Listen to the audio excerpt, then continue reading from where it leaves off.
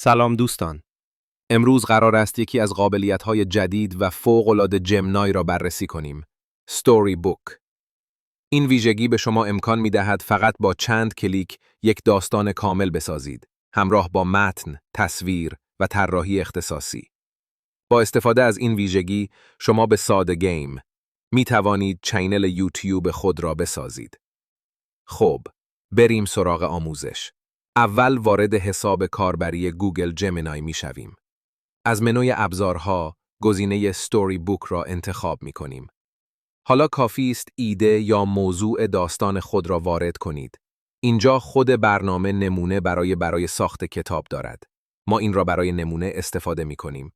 جمنای در چند ثانیه متن داستان را تولید می کند و همزمان تصویرسازی نوف منتهب منحصر به فرد برای هر بخش داستان می سازد. شما می توانید متن را ویرایش کنید، تصاویر را تغییر دهید یا حتی سبک هنری دلخواهتان را انتخاب کنید. در پایان امکان ذخیره کتاب به صورت دیجیتال یا اشتراک گذاری آن با دوستانتان وجود دارد. به همین سادگی، بدون نیاز به نویسنده یا طراح، فقط با خلاقیت خودتان و قدرت هوش مصنوعی.